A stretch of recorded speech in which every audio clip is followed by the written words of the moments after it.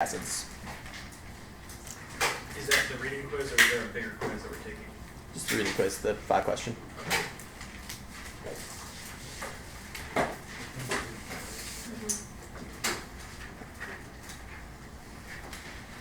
So, thermodynamics. First law of thermodynamics.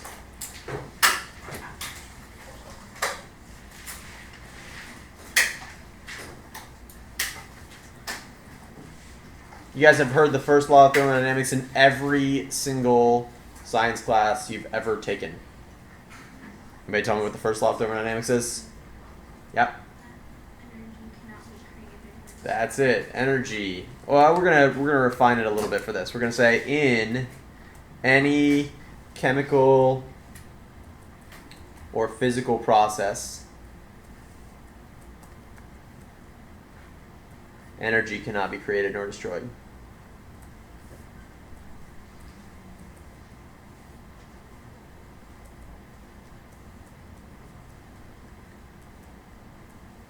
And that first part's important because where does the energy come from in the first place? Like for us, it comes from nuclear reactions in the sun. And so nuclear reactions can create energy. They have this thing called the mass defect, where if you take the reactants and you look at the products actually have slightly less mass than the reactants did, right? Which is weird because we know that mass should be conserved, right? But it turns out that in those reactions, a little bit of mass gets transformed into a lot of energy. Okay? So that's the first law. What if it can't be created or destroyed, what can it do? What does energy do on Earth? It gets transferred and it changes forms. So energy can be transferred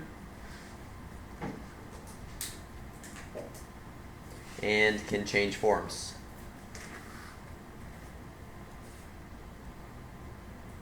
Okay?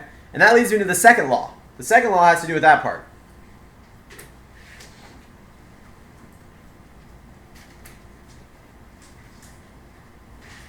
There's a simple way to state it, and that is anytime you have an energy transfer, some of the usable energy is lost.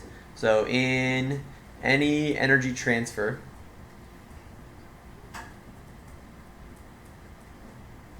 some of the usable energy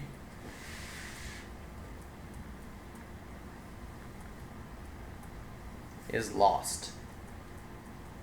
Okay? That's the layman's terms for it. The actual second law of thermodynamics doesn't say that at all. The second law of thermodynamics actually says the universe is moving towards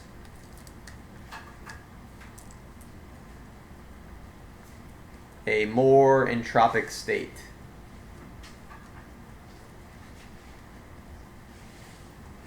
So it's using this term entropy, and entropy means disorder. It's got the letter S that represents it, and we say that S is always going up in the universe. Right? But if you look at Earth, that's not what's happening at all. So early Earth, like 5 billion years ago or so, was not complex at all. It was really simple. There were simple molecules that were being formed, and it was really disordered. So high entropy. If we look out now, roughly 5 billion years later, that's not the case. We've got really complex molecules. We've got really ordered systems. So that's weird. That means that the second law of thermodynamics must not be right. But that's not what that means. Okay? Why can Earth disobey the second law of thermodynamics? Second law says anytime you transfer energy, some of the energy is lost. Right? But you can clearly see that we're not becoming more entropic, we're becoming less entropic. So what exists that allows us to disobey the second law of thermodynamics? So for instance, like carbon dioxide and water and stuff. Okay, they're small molecules. And if I wanted to make those small molecules and provide order to them, right, I would need to combine them together to form a larger molecule. What's required in order to combine two small molecules together into a larger molecule? Energy. Okay, so that must mean that on Earth there's like some giant energy source that's providing us with a tremendous amount of energy that allows us to become less entropic. Is there one of those? Yes. The sun, right, is constantly providing us with tons of energy, and that energy from the sun is allowing us to become less entropic. When the sun goes out, is it possible for life to live on? Theoretically, yes, for a period of time. But can it live on forever? No, because without the input of energy from the sun, everything is going to break down into a more and more entropic state, and there's no such thing as not having an outside energy source and continuing on without increasing entropy, right? So eventually, everything on Earth is going to be so entropic that there's no way there could be life because there's not enough order, right? Make sense? Okay. We describe this whole concept using an equation that's called Gibbs free energy, and that's delta G is equal to delta H minus T delta S. And what that means is G is this thing called Gibbs free energy.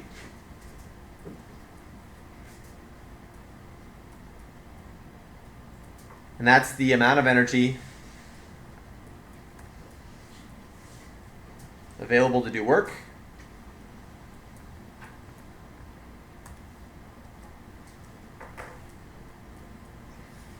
There's H, which is enthalpy, and that's the total energy, including potential.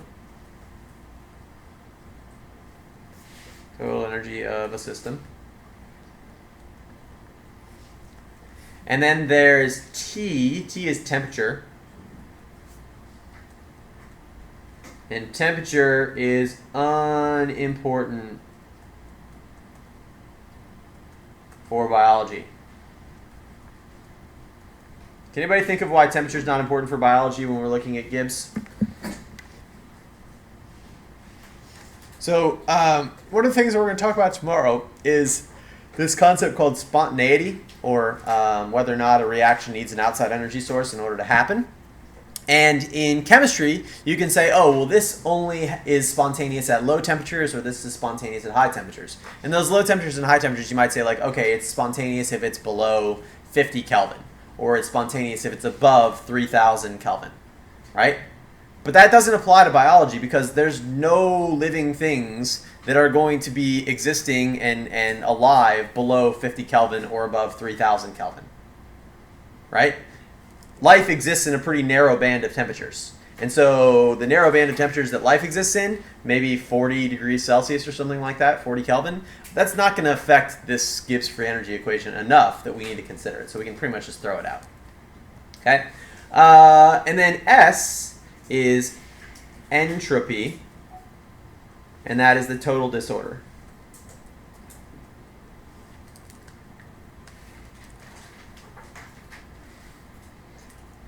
So I wanted to give you a quick sort of easy way to think about this. And I'm going to use this textbook here.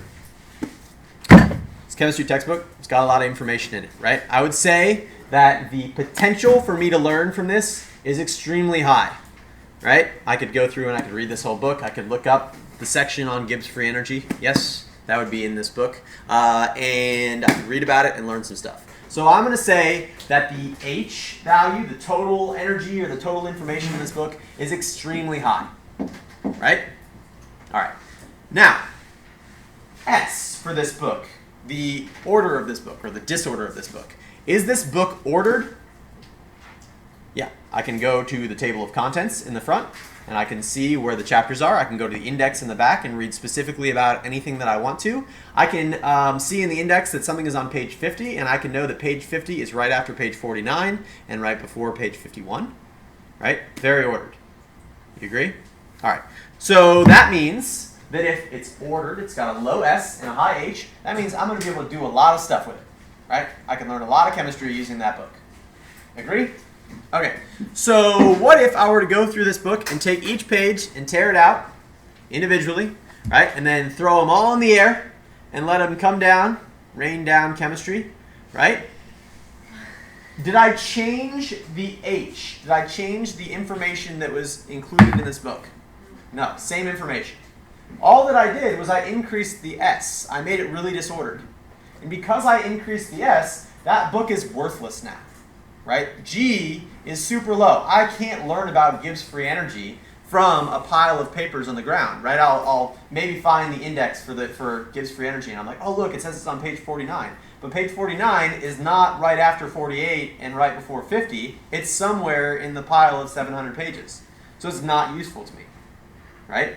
So because we can't modify T in biology, the key to realizing, or the key to utilizing Gibbs free energy is to realize that in order for a biological system to utilize the energy and do stuff with it, it needs to not only have a high potential energy, it needs to also have a low disorder, okay? So the molecules that are important for you to get energy from are things like glucose, right? And amino acids, right? You can break those things down to get energy, and fats. And those things are really large molecules that have low S. Does that make sense? All right, so we're going to talk about spontaneity tomorrow, but I just wanted to get you introduced to this today. Non-chemistry, non-biology version first. I think it's a little bit more approachable, and then if you guys are good with that, then we will move on to a chemistry/biology version. So I have here, this is going to be my skyscraper. It's got the little antenna on the top, so you know that it's a skyscraper, right? And then let's say this skyscraper wasn't tall enough, and so they want to knock it down, blow it up, and make a new one. But when they blow it up, you get this pile of debris here. Okay, so this is a skyscraper.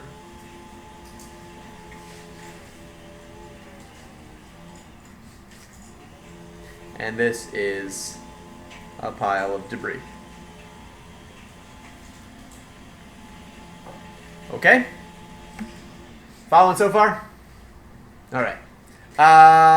We can look at two different variables for each of these things. We can look at S and we can look at H.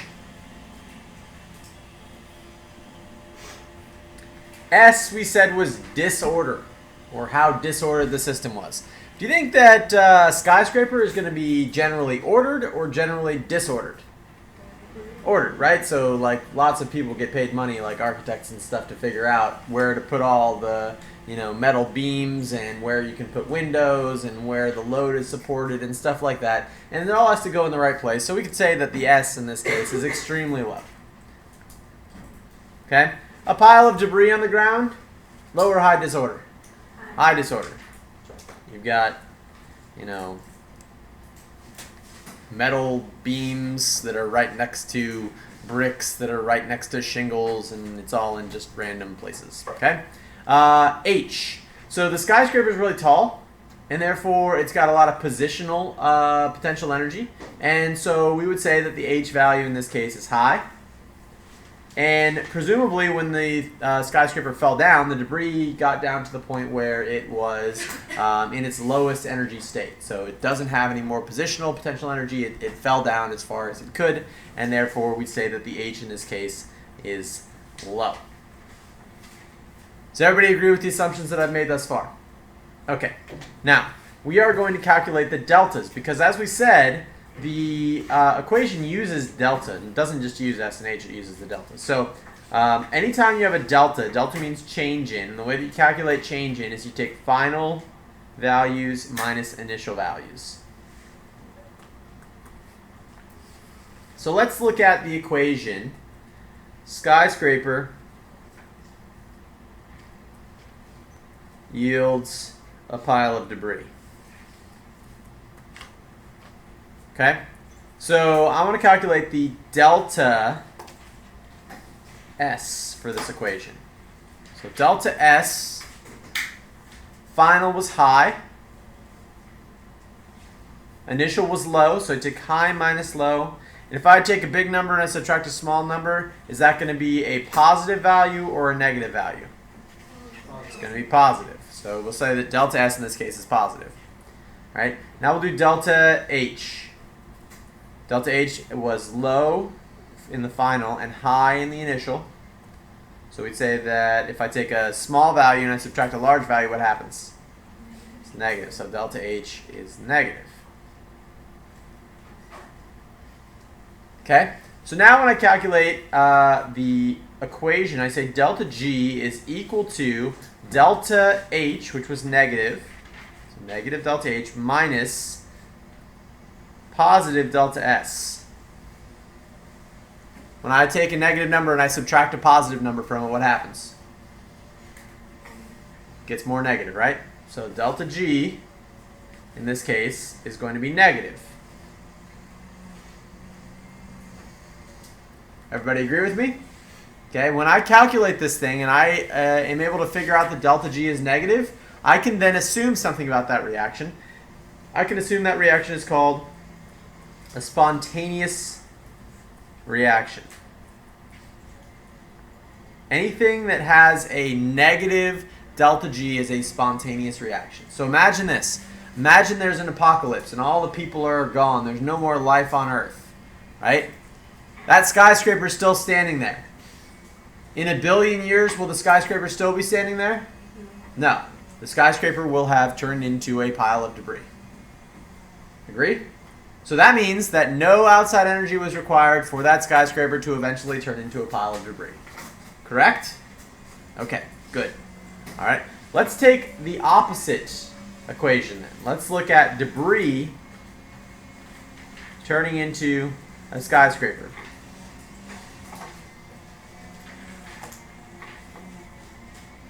Our delta S value for it is going to be low minus high.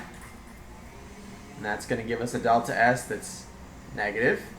Delta H is high minus low.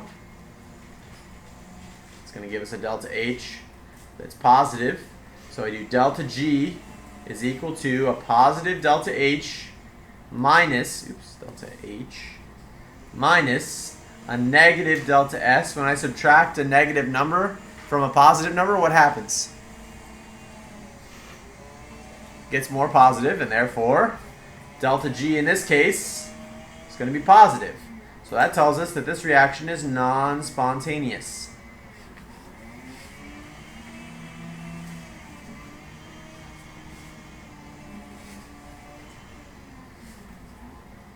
Make sense? So, we go back to our apocalypse, right? No more life on Earth.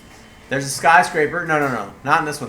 There's a pile of debris on the ground in this apocalypse, right? In 1 billion years, will that debris turn into a skyscraper? Never. That's not going to happen, right? So this reaction cannot happen on its own, right? It's not like it's just randomly going to go, boom, it's a skyscraper. Whereas the skyscraper could randomly go boom and fall down and be a pile of debris. Does that make sense? Okay. So, let's talk about spontaneity.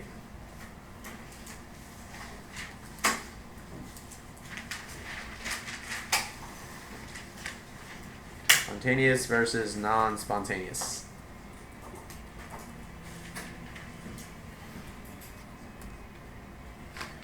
Reactions that are spontaneous are those reactions that can occur without any outside energy source. Spontaneous reactions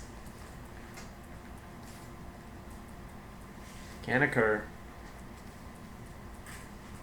without an outside energy source.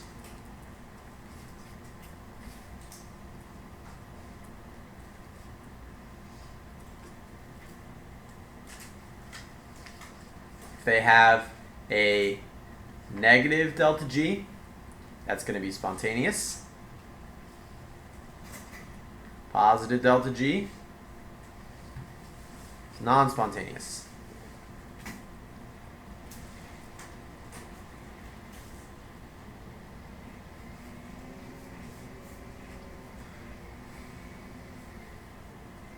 Now, this whole without an outside energy source thing is a little disingenuous because you may remember from chemistry, if you've had chemistry, there are these charts, these diagrams that look like this. Oh, no, not like that. Go the other way. That. Yeah, there we go. And like, no, that's not it. There we go. All right, so like this, okay? And then on these graphs, you would draw something that looks like this. And maybe like this. Remember these things? These are called PE diagrams, or potential energy diagrams. And they are showing the potential energy of a system. So in this case, you've got a high potential energy and then in the reactants and then a low one in the products. And so this is going to be a exothermic reaction. This is an endothermic reaction. Okay. In biology, we can do something special, and that is we can also assume some other things about these reactions. We can assume that this reaction is a spontaneous reaction, and this one is non-spontaneous. I don't know if I said in chemistry. I meant in biology. We can do something that we can't do in chemistry, and that is we can assume that they're spontaneous or non-spontaneous here. Now, the key that I wanted to show you about these, though, is there's a bump here. Anybody remember what this bump is called? It's called the activation energy, or the EA, right? And that's the amount of energy required to get the reaction going. Okay? So this spontaneous reaction that I've got going on the left, does it require a little bit of energy before it can happen? Yeah. It does. Okay? But the cool thing about activation energies is that unless the activation energy is extremely high, the reaction is still going to proceed forward, but just very, very, very, very, very, very, very, very, very, very, very, very, very, very slowly. So again, this is like a sort of complex thing, a complex concept. But you guys know that temperature is how fast the molecules are moving, though, right? We might have been over that. But it's not really. Its temperature is the average speed, average kinetic energy of the molecules. So if you have a temperature, like let's say something's cold, let's say something's 0 degrees Celsius, right? You agree that the molecules are not moving very fast, right? But some of the molecules in there are moving real fast still. Even if the overall average is 0, some of the molecules are zipping along. And some of the molecules are moving even slower than 0 degrees Celsius. But the average is 0 degrees. Does that make sense? So what that means is sometimes there's going to be enough energy for this reaction to take place, even if the average energy of the system is not enough. So it just proceeds very, very, very, very, very, very slowly. Does that make sense? So we'd say that it's spontaneous because it can still happen. This reaction is never going to happen if it doesn't have any outside energy source, whereas this one can happen still. Good? All right, so we did the building example. Let's do a biology example. So there's this equation that looks like this. 6CO2 plus 6H2O yields C6H12O6 plus 6O2. This is a pretty important equation here. But I want to analyze it based on Gibbs free energy. Okay? So I want to look at the H value and the S value for each side. We'll start with S because it's a little bit easier to determine. So S value. That's disorder. Anybody tell me which side of this it has more disorder? The left side. Why? More stuff, yeah. So on the left side there's 12 things, and on the right side there's 7 things. Right? So 6 plus 6 is 12, 6 plus 1 is 7. Right? So that means that the left side, or the reactant side, has a higher S, and the right side, or the product side, has a lower S. Okay? H. So H is a little bit more difficult because we need to know a little bit about the bonds and the bond energy. But I'm going to tell you that whenever you have carbon-hydrogen bonds, those carbon-hydrogen bonds are not going to take very much energy to break. And when they reform, they're going to release a lot of energy. Right? And so that means the side that has the more hydrogen bonds has a greater potential energy. Not hydrogen bonds, but carbon-hydrogen bonds. Okay? So, are there any carbon-hydrogen bonds in water? No, because it's just hydrogen and oxygen. Are there any carbon-hydrogen bonds in carbon dioxide? No, because the carbon doesn't have any hydrogen to bond with. Are there carbon-hydrogen bonds in C6H12O6? Yes. So that means this is high, and this is low. So again, we take our final minus initial. So for delta H, we had final, which was high, and initial, which is low. So that gives us a delta H that is positive. And the delta S was low minus high. And that gives us a negative delta S. So plug it in, say delta G is equal to positive delta H minus negative delta S. And so delta G is equal to what? Oops. Positive delta H minus negative delta S. So what do we know about delta G then? It's positive. So what do we know about that reaction? Non-spontaneous.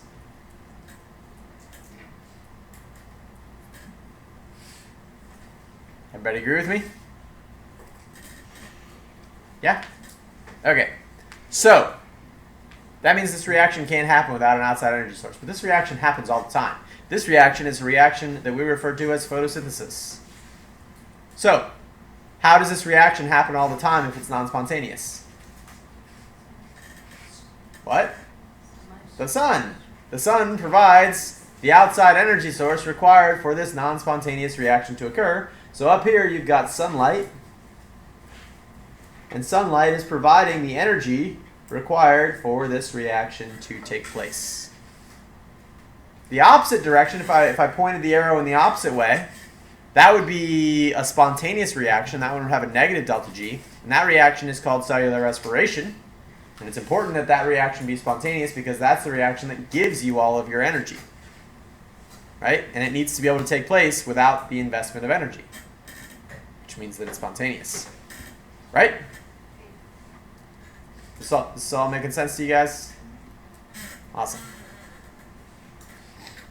There's a couple other words that I wanted to talk about before we move on. First one's anabolic. Anabolic means to build. And an anabolic reaction is one where the products are going to be larger molecules than the reactants.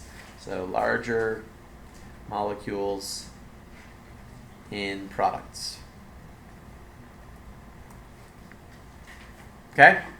So, in biology, we can make some assumptions. We know that anabolic reactions are 99.99% of the time going to be non-spontaneous.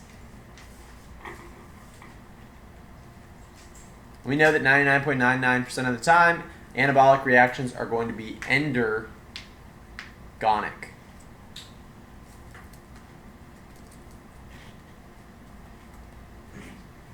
Meaning they're taking in energy.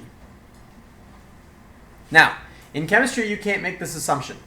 And you can't make it in chemistry because in chemistry, you can manipulate the temperature variable. And you can say that a non-spontaneous reaction may be exergonic as long as the temperature is really, really, really high. Right? But we can't have really, really, really high temperatures in biology because then the things die. Right?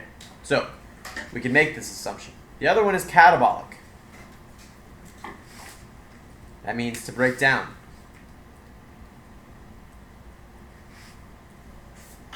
And that means you're going to have smaller molecules in the products.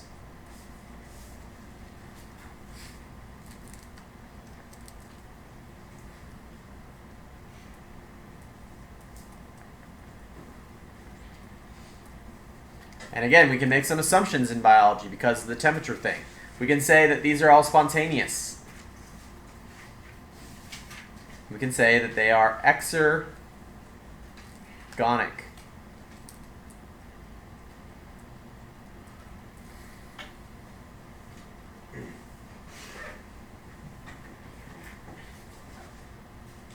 Make sense?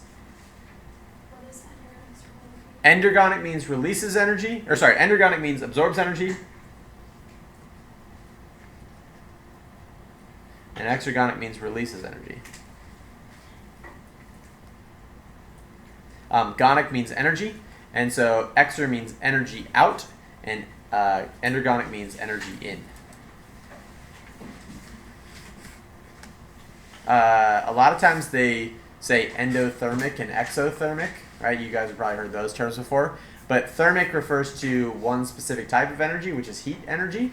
And in biology, it's not always heat energy that's being transferred. And so the more correct term for those is endergonic and exergonic. Okay? Anybody have any questions on thermodynamics?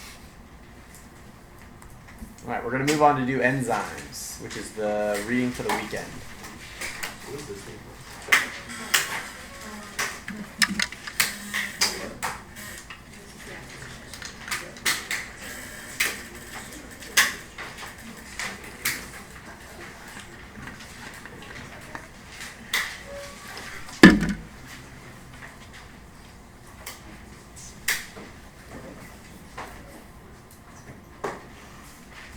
So enzymes are catalysts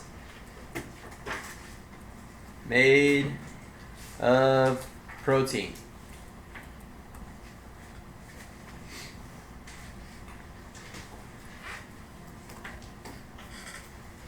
You can also have these things called ribozymes.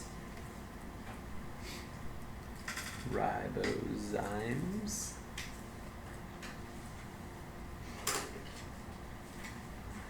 Which are catalysts also made of, what are they made of? Ribozymes? RNA. Yeah.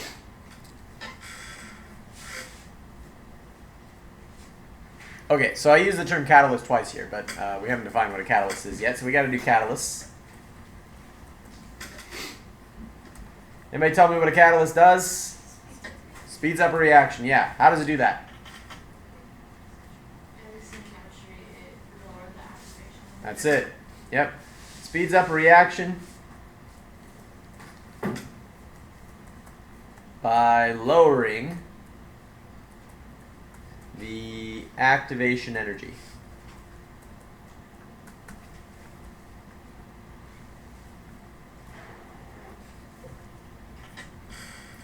Okay? So let's say that we go back here and we look at our PE diagrams. Okay? Let's say that this line here represents normal body temperature. 98 degrees Fahrenheit. Okay? Does that reaction take place within the body? Sometimes, but very, very slowly, right? Because it doesn't get up over the peak, right? So, if I want this reaction to take place, I have two options. I can either raise the temperature of the body. Is that good? No, that's bad. Right? We don't want to do that. Or I can lower the amount of energy required to get the reaction started. So, if I take this EA and I get a lower one like this, is that going to allow the reaction to take place under normal body conditions? Yes. And it's going to allow it to go on at a much, much higher rate. So we're raising the rate of a reaction by lowering the activation energy. Make sense? Okay, that's what catalysts do. How do they do it? There's a couple different ways. The first way is called ensuring proper orientation.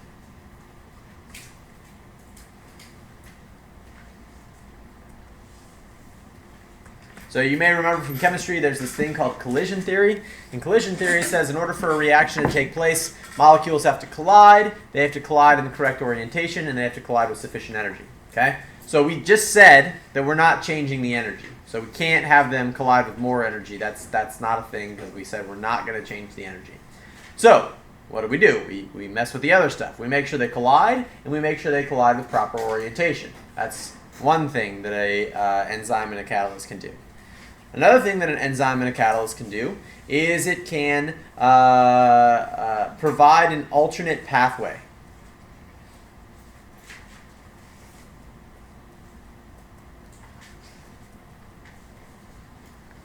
Okay, so for instance, we looked at this reaction, this reaction here. Do you think this reaction just happens? You go from carbon dioxide and water, and then you boom, you got glucose? No, and believe me, we'll learn about it. There's like 50 intermediate steps where it forms this, and then it forms this, and then it forms this, and this, and this, and this, and this, and this, and this, and this, and this, and eventually you end up with C6H12O6 and 6O2, right? But it takes some time. So one of the ways that an enzyme can aid that is that it provides an alternate pathway, and an alternate pathway that has lower activation energy, right? So a different set of steps to get to the end product. Sometimes when you have these alternate pathways, you require another molecule too. We call these coenzymes and cofactors.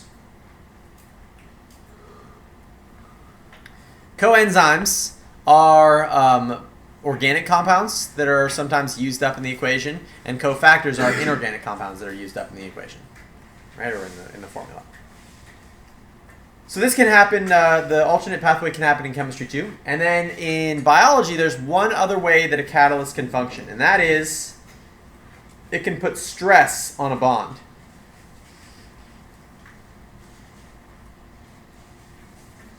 Okay? So, best way that I can explain this, I used to have a really good meter stick that was really good for this because it was really thin and flexible. This one's less thin and flexible, so hopefully it doesn't shatter and stab me in the eye. But I'm going to do it anyways because I think it's a good example. So I can take this and I can hit it with a fair amount of force, right? And it doesn't break. Everybody agree? Okay. Now, this meter stick won't break from that force, so I would say that I was not providing the activation energy required, right? Yes? But what if I put some stress on it? What if it's already like this? And then I provide the same amount of force to it that I just did. Is that going to break? Yes. Okay? So, this, putting stress on the bond, means that applying the same amount of force is going to cause a reaction to happen, whereas before it didn't cause that to happen. In biology, this is referred to as an induced fit model.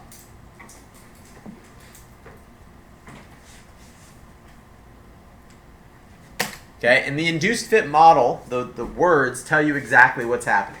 Okay, I like to think of this sort of like Cinderella.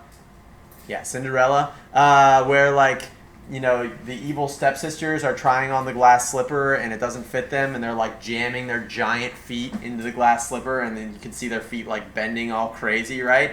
They're putting stress on their feet and on the glass slipper by trying to jam it into a place where it doesn't fit. Okay, in the induced fit model here, the substrate, which is the thing that fits into the enzyme, doesn't exactly fit, but it fits a little bit. So it's going to try to fit itself in, but it's fitting itself in a way that's providing a lot of stress on it. It's cramming itself in there. Okay? And so because it's crammed in there, it's already ready to break, and it just requires a little bit of energy to make that break finally happen. Does that make sense? Okay. Important to realize about catalysts. They are never used up in a reaction.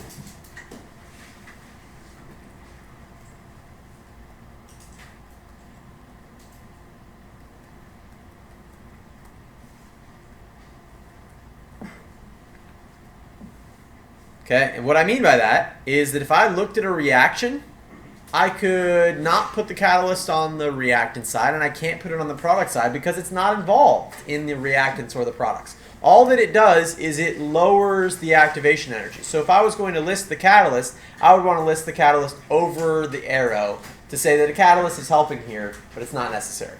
Okay? Coenzymes and cofactors are used up. Coenzymes and cofactors may be used up.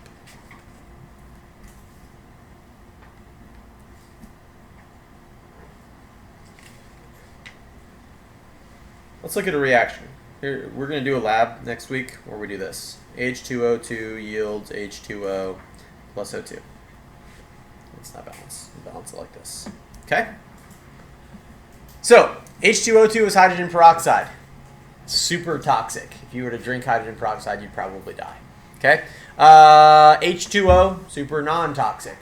Right? It's water. O2, also non-toxic. It's oxygen. You like oxygen. So,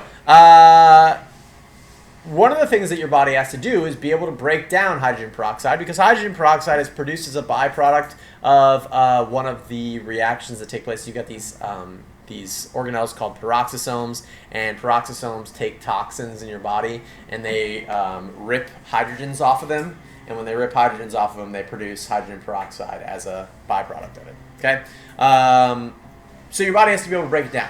So if you've ever gotten a cut or something like that and you poured hydrogen peroxide on it, you might have noticed that the hydrogen peroxide will bubble when it gets on the cut, right? If you pour hydrogen peroxide into a cup, does it bubble?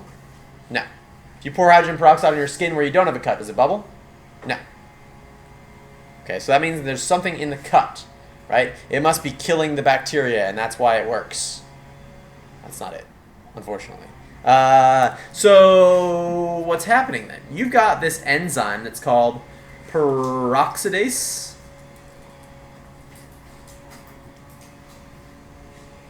And peroxidase is the enzyme that breaks down hydrogen peroxide, and it breaks it down into water and oxygen like this. So there was this hive mind mentality and a little bit of bad science back in like the 50s and 60s, where people thought that hydrogen peroxide was super good at disinfecting things because you could pour it on and you could see it bubbling, and bubbling obviously means it's working, right? And so that would clean out the cut. Okay, about 15, 20 years ago, they did a whole bunch of studies on hydrogen peroxide, and the American Pediatric Association released a statement that said, cleaning out a wound with hydrogen peroxide is no more effective than cleaning it out with tap water, right? Because all that you're doing is exposing H2O2 to this peroxidase that's in your cells, right? And it's breaking down into water, and so you're pouring water on yourself essentially, right? And so you're better off just pouring water on yourself because it doesn't cost as much. That makes sense?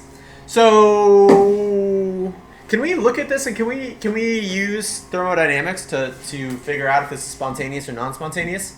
Can we figure out the S for it? Which side has more S? Product side is higher S, so this is high and this is low, right? And then the H for it is higher on this side because we have a larger molecule, and lower on this side because we have smaller molecules. So we do our math here, and we end up with delta G that's negative. What does that tell us? Spontaneous or non-spontaneous? Spontaneous, right? So this reaction can happen on its own. So if I take some hydrogen peroxide and I pour it into a cup, and I leave that cup on my desk until the end of the year, right? And then I take that and I drink it at the end of the year, do I die or do I not die?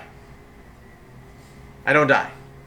Because hydrogen peroxide on its own will break down very, very slowly into water and oxygen, right? I take, next week when we're doing the lab, I take my fresh hydrogen peroxide, I pour it into a cup, drink it, do I die?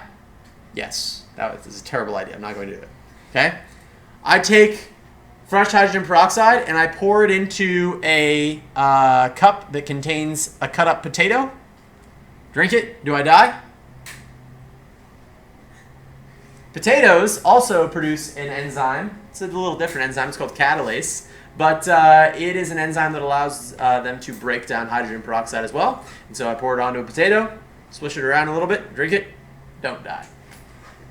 Because I'm drinking water and oxygen.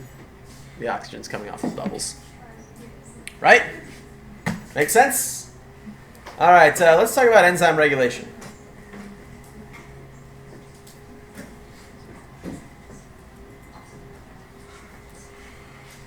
two major types of enzyme regulation that we're going to look at. One of them is called negative feedback, and one of them is called positive feedback.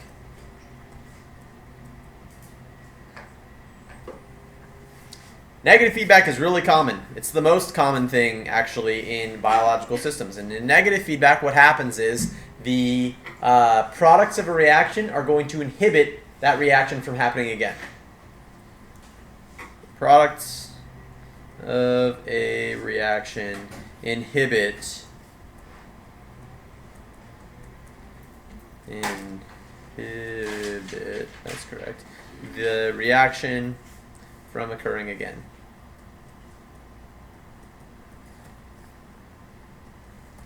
Okay, so let's look at a negative feedback loop, right? If you go and drink a Coke or something like that, right, your body then has a lot of blood glucose. So you have high blood glucose.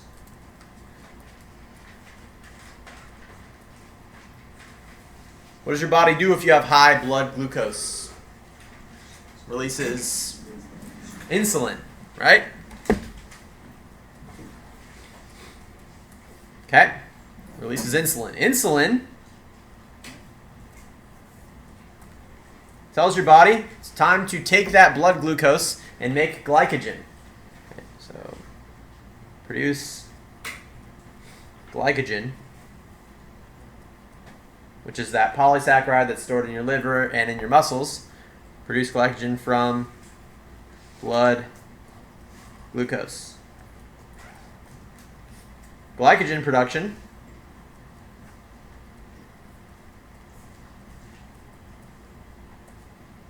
lowers blood glucose.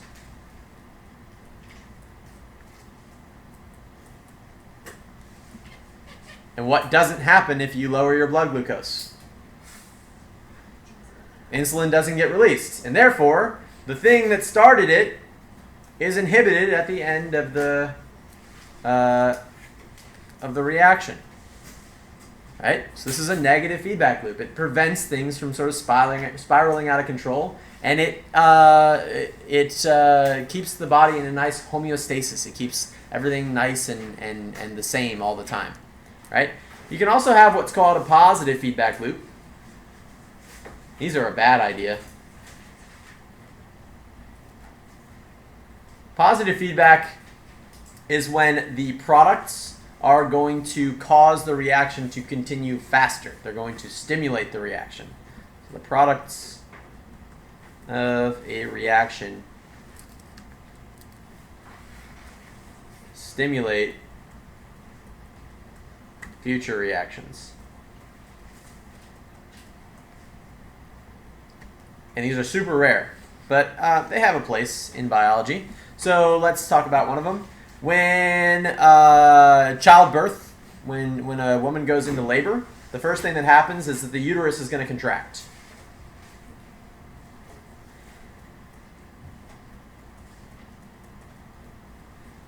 Uterine contractions release a hormone called oxytocin. Okay? Oxytocin causes uterus contracts. Oh, whoa. You can see what happens here. The uterus contracts, releases more oxytocin. That causes the uterus to contract again, so on and so forth.